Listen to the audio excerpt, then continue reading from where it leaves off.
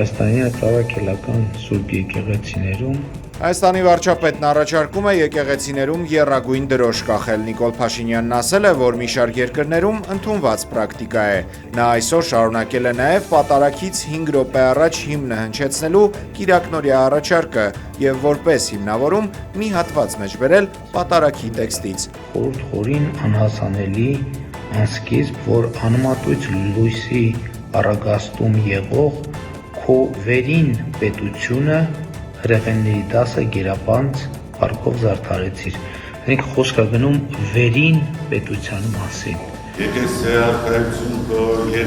Գյումրիի Սուրբ Յոթ Վերք եկեղեցում կիրակնօրյա պատարագից հետո էր Հայաստանի վարչապետը առաջարկել պետական օրհներգը հնչեցնել եկեղեցիներում։ Ֆեյսբուքյան այդ գրառման սկզբում նա նշել էր, թե հայ առաքելական եկեղեցին ստեղծվել է 301 թվականին պետության կողմից պետության որոշմամբ։ Նիկոլ Փաշինյանին հիշեցրել են, որ հայ առաքելական եկեղեցին հիմնադրել են Քրիստոսի առաքյալները Թադեոսն ու Բաղդումեոսը։ Նոյեմբերի վերջ, դեկտեմբերի սկիզբ հայ առաքելական եկեղեցին ամեն տարի նշում է երկու առաքյալների տոնը։ Նիկոլ Փաշինյանը սակայն չի խմբագրել իր գրառումը։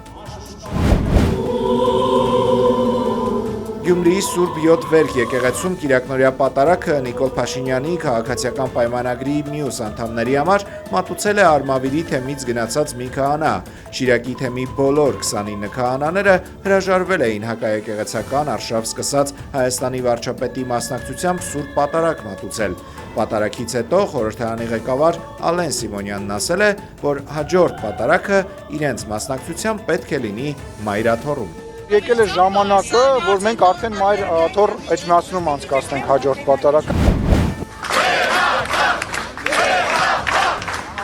Ամենայն հայոց կաթողիկոսը ժամանակավորապես հետաձգել է եպիսկոպոսատ ժողովի գումարումը, այն պետք է տեղի ունենար այս շաբաթ։ Մայրաթոռի հայտարարությունում նշվում է, որ ժողովը հետաձգվում է Հայաստանում տիրող իրավիճակի, մասնավորապես եկեղեցականների նկատմամբ իրականացվող բռնաճնշումների, այդ թվում կալանավորումների պատճառով։ Անցած շաբաթավերջին Մարսելից Երևան ժամանելուց հետո Զվարթնոց օդակայան դիմավորելու գնացած քաղաքացիներին վեհապարն ասել էր, որ Մայրաթոռի դիվանապետ Արշակ Սրբազանը անազատության մեջ է անհիմն եւ շինծու մեղադրանքով։ Արշակ Սրբազանը ձերբակալվել է անհիմն եւ շինծու մեղադրանքով։ Եվ հետո պատվիրյալ արդարադատությամբ սանվանվել է նրա համար երկամսյա կալանավորման ժամկետ։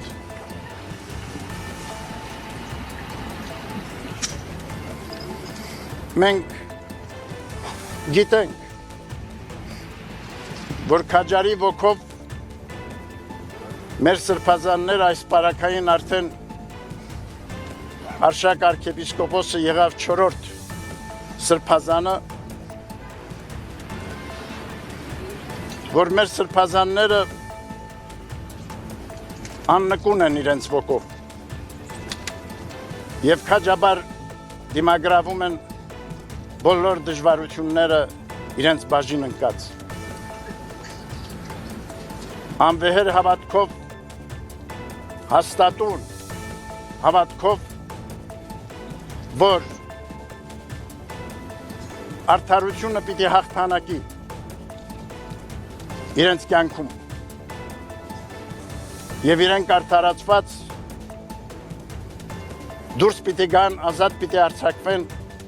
և վերադառնան եկեղեցանվեր ու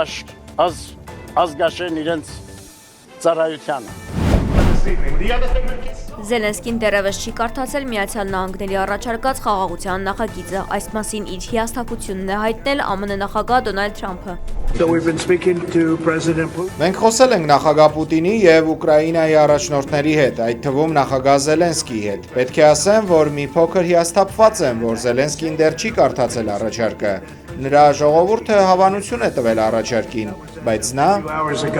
Թրամփի խոսքով Ռուսաստանն արդեն համաձայնել է նախագծին։ Ռուսական կողմը կնախընտրել ունենալ ամբողջ երկիրը, բայց կարծում եմ, որ իրենք գոհ են խաղաղության ծրագրից, նշել է ԱՄՆ ղեկավարը։ Կրեմլը ողջունել է ԱՄՆ-ի անվտանգության նոր ռազմավարությունը, հայտարարել է Ռուսաստանի նախագահի մամուլի քարտուղար Դիմիտրի Պեսկովը։ Նրա խոսքով այն մեծապես համապատասխանում է Ռուսաստանի սեփական պատկերացումներին։ Те корректировки, которые мы видим.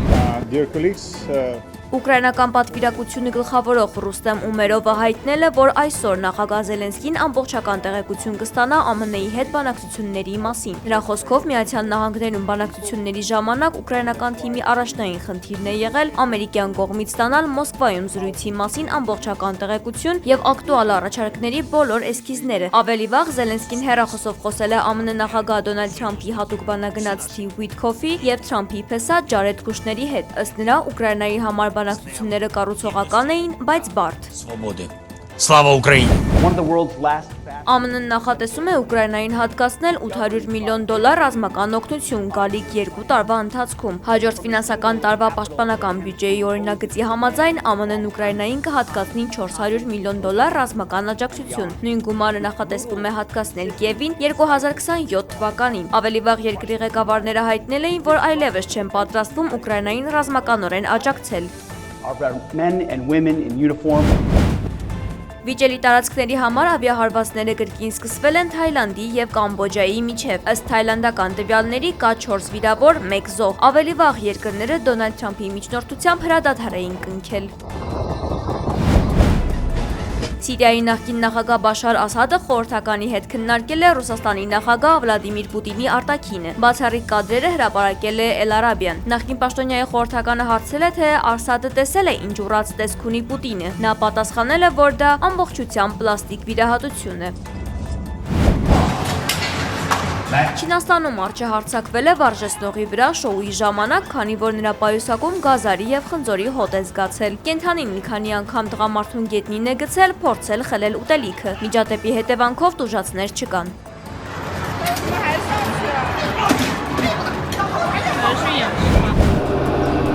Տաթևերը ճանաչվել է աշխարհի լավագույն ճոպանուղին զբոսաշրջության ոլորտում ամենահեղինակավոր միջազգային մրցանակներից մեկին World Travel Awards-ին Տաթևն արժանանում է արդեն 4-րդ անգամ։ Տաթևեր ճոպանուղին կառուցվել է Բաքվի բանտում պահվող Արցախի նախկին պետնախարար Ռուբեն Վարդանյանի եւ նրա կնոջ ստեղծած Տաթևի վերածնունդ ծրագրի շրջանակներում։